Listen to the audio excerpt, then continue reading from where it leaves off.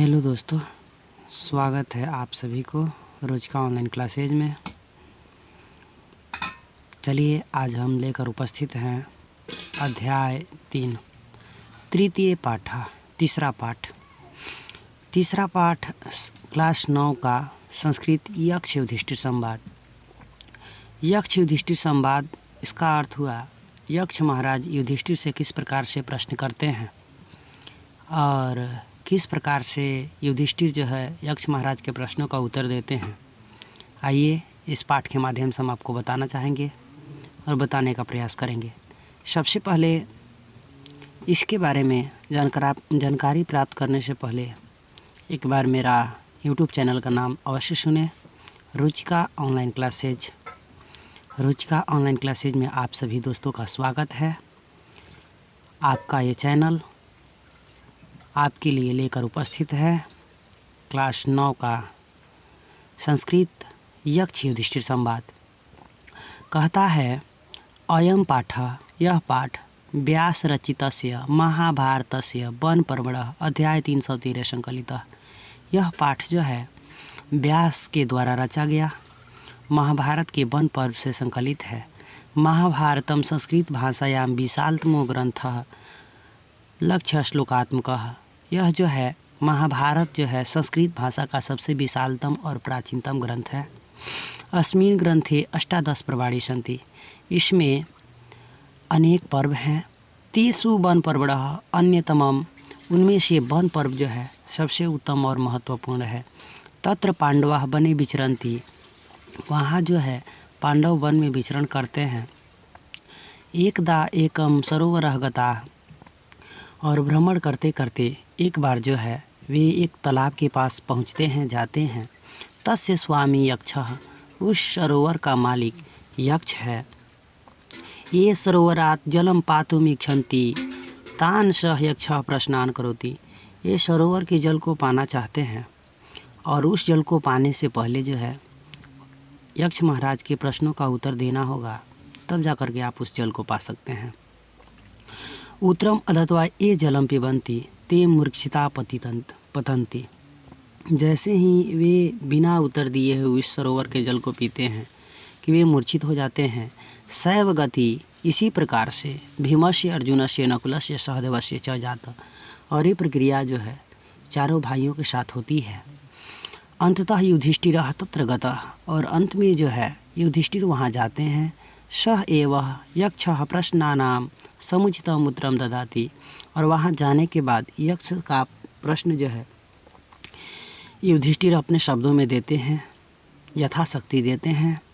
प्रश्नोत्तरेषु नीति सदाचारश्च वर्णितौ। और इस प्रश्न में जो है इस अध्याय में जो है कुछ नीतिगण और सदाचार की बातें बताई गई है। आइए सबसे पहले इसके बारे में जानकारी प्राप्त करने से पहले मैं आपको एक कहानी बताता हूँ। जो 5 भाई पांडव और 100 भाई कौरव। एक दिन की बात है कि दुर्योधन जो है 100 भाई में श्रेष्ठ था। कहता है कि भ्राताश्री आप हमसे जुआ खेलिए। और अंततः जो है युधिष्ठिर जुआ खेलते हैं, लेकिन उसमें ये शर्त थी कि अगर जो जीतेगा उसको 12 वर्ष का वनवास और 1 वर्ष का अज्ञातवास। और युधिष्ठिर जो है मान जाते हैं, लेकिन उसमें एक और भी शर्त होता है कि उन लोगों की तरफ से पासा जो है मामा शकुनी फेंकेंगे। और अंततः होता है क्या कि जुआ खेलते हैं, सब कुछ हार जाते हैं। सब कुछ हारने के बाद युधिष्ठिर जो है कहते हैं कि भ्राताश्री अब मेरे पास कुछ नहीं है। लेकिन युधिष्ठिर युद्धों में स्थिर, यानी कि वे बड़े ही विनम्र स्वभाव के हैं। दुर्योधन कहता है नहीं भ्राताश्री अभी भी आपके पास है। अपने पत्नी का आभूषण भी हार जाते हैं, जिसको मंगलसूत्र कहा जाता है। और अंततः जो है हारने के बाद दुर्योधन कहता है कि मेरा एक ही शर्त है कि मैं आपको यहाँ की एक सुई के भांति भी ज़मीन नहीं दूंगा, एक सुई के नख के भांति भी ज़मीन नहीं दूंगा। और अंततः युधिष्ठिर को जो है युधिष्ठिर समेत 5 भाई पांडवों को जो है 12 वर्ष का वनवास मिलता है और 1 वर्ष का अज्ञातवास मिलता है। युधिष्ठिर जो है जाते हैं वन को, जाते हैं लोग। उनके साथ जो है उनकी पंचाली भी जाती है और जाते जाते अचानक जो है पंचाली को प्यास लग जाती है। युधिष्ठिर अपने भाई से कहते हैं, अनुज से कहते हैं कि भ्राता देखो तो कहीं अनुज इस वन में कहीं सरोवर दिखाई दे रहा है या नहीं। नकुल जो है सहदेव से कहते हैं, देखो तो सहदेव कहीं तालाब दिखाई दे रहा है। सहदेव पेड़ के ऊपर चढ़ते हैं, देखते हैं कि कुछ दूर पर जो है पंछियों की चहचहाहट सुनाई देती है। उसके बाद नकुल वहाँ से जल लेने के लिए जाते हैं।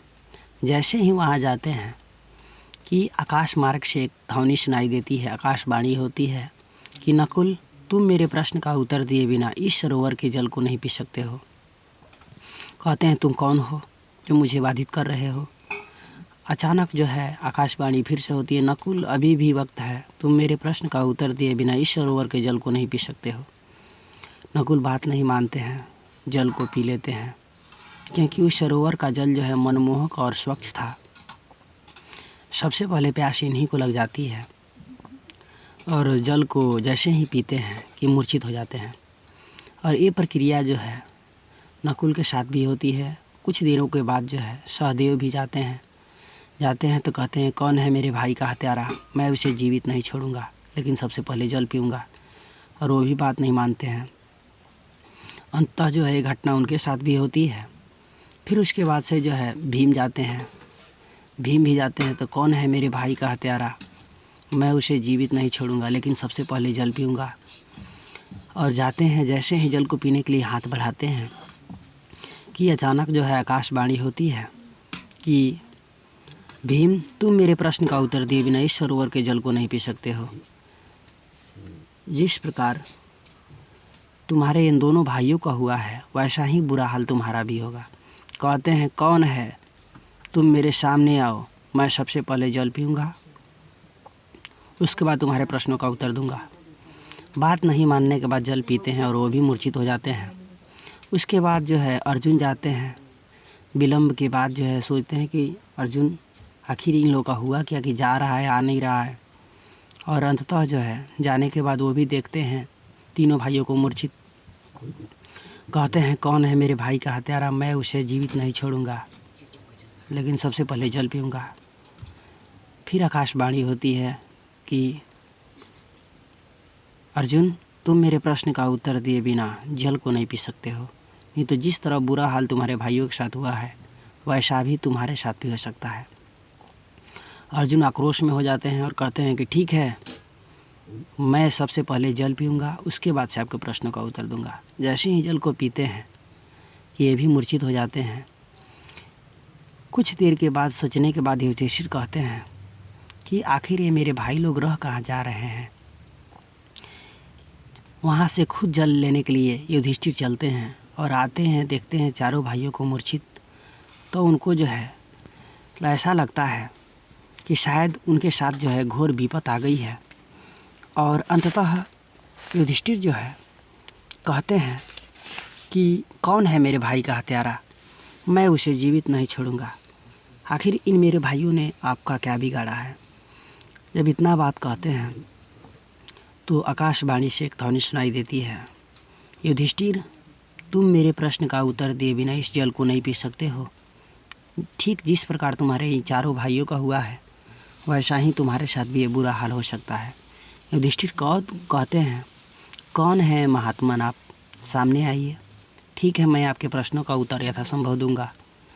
और वहाँ से जो है ये प्रारंभ होती है। आइए श्लोक के माध्यम से हम आपको बताते हैं कि यह श्लोक क्या कहता है।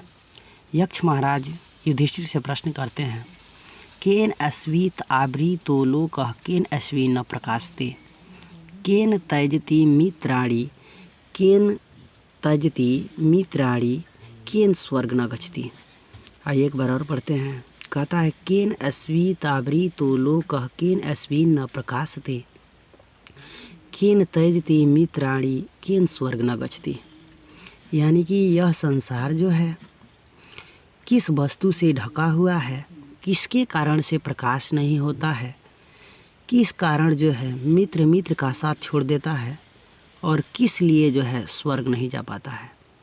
आइए एक बार और अर्थ समझते हैं कि यह संसार किस वस्तु से ढका हुआ है, किसके कारण प्रकाश नहीं हो पाता है, किसके कारण जो है मित्र का साथ छोड़ देते हैं और किस लिए स्वर्ग नहीं जा पाते हैं। युधिष्ठिर जो है यक्ष के प्रश्नों का उत्तर देते हैं। आइए श्लोक के माध्यम से क्या दिए हैं उत्तर। अज्ञानेन आवृतो लोकः तमसा न प्रकाशते लोभात त्यजति मित्राणि संगात स्वर्ग न गच्छति। आइए एक बार और पढ़ते हैं। अज्ञानेन आवृतो लोकः तमसा न प्रकाशते लोभात त्यजति मित्राणि संगात स्वर्ग न गच्छति।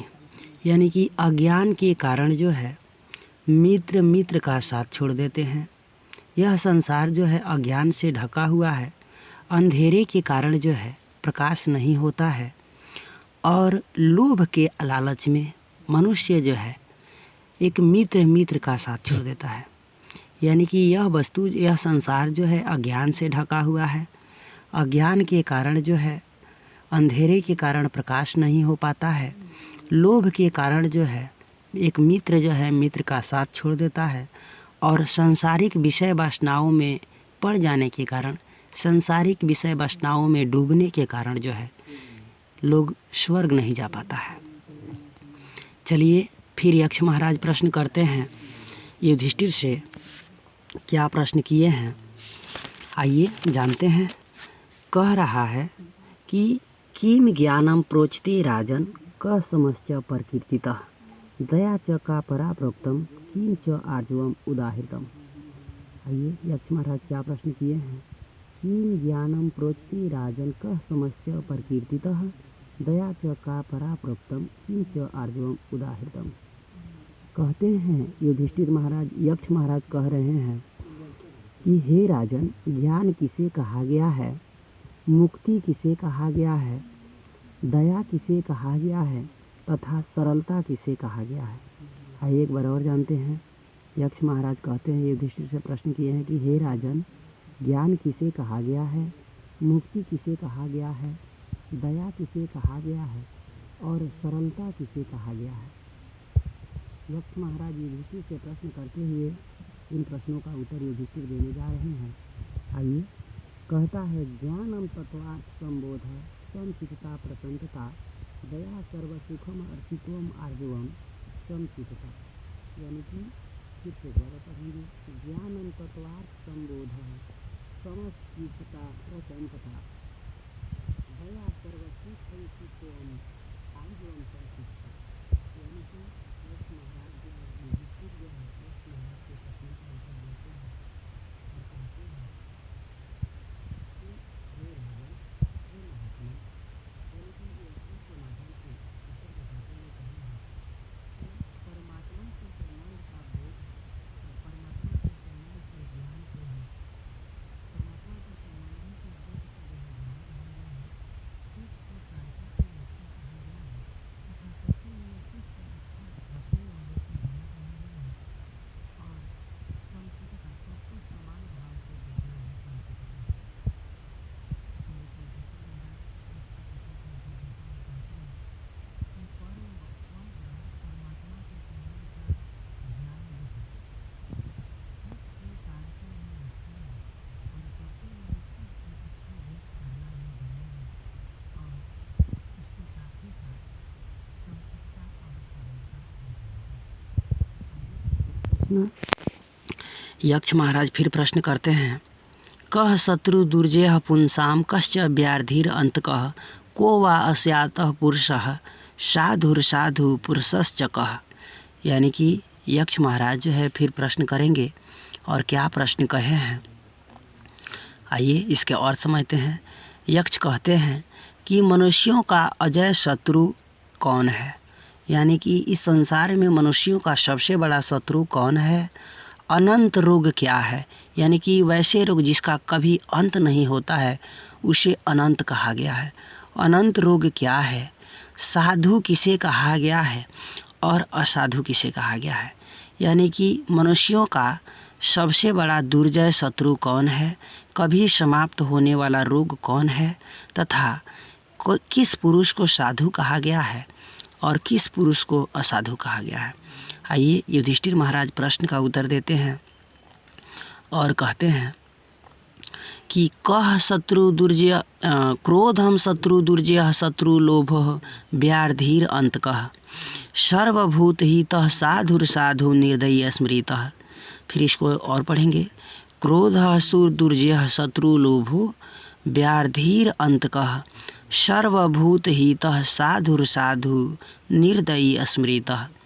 यानी कि यक्ष महाराज के प्रश्नों का उत्तर युधिष्ठिर अपने शब्दों में देते हुए कहते हैं कि मनुष्यों का सबसे बड़ा अजय शत्रु यानी कि मनुष्यों का सबसे बड़ा अजय शत्रु क्रोध है, कभी समाप्त नहीं होने वाला बीमारी रोग है तथा सभी जीव जंतुओं पर दया दिखाने वाले व्यक्तियों को साधु कहा गया है और निर्दयी व्यक्ति को असाधु कहा गया है।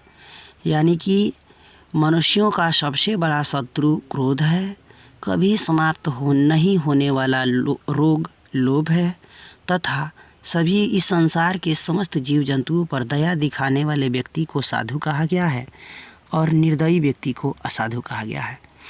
कहा जाता है कि गेरुआ वस्त्र गेरुआ कपड़ा दरिया बढ़ाए जोगी बन गए बन बकरा। मेरा कहने का मतलब है कि बहुत ऐसे मनुष्य हैं जो पीले वस्त्र को धारण कर लेते हैं, टीका कर लेते हैं, रामानंदी चंदन लगा लेते हैं, हाथ में कौंडल लेते हैं और प्रत्येक घरों के दीवारों पे जा कर के कहते हैं कि माता भिक्षाम देहि। इसका मेरा कहने का मतलब है कि ऐसे व्यक्ति को साधु नहीं कहा गया है।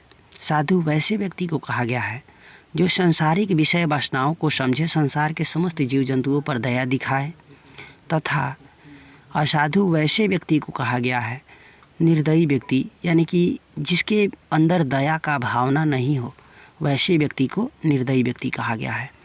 अगर मेरा वीडियो अच्छा लगे तो लाइक कीजिए, सब्सक्राइब कीजिए और ज़्यादा से ज़्यादा शेयर कीजिए। हमें उम्मीद है कि मेरी वीडियो आपको अच्छा लगा होगा और अगर मेरी वीडियो अच्छा लगे तो कमेंट बॉक्स में ज़रूर बताएं कि कैसा लगा और इसके बाद हम और अपने अंदर से बेहतरीन वीडियो बनाकर आपके लिए उपलब्ध करेंगे। धन्यवाद।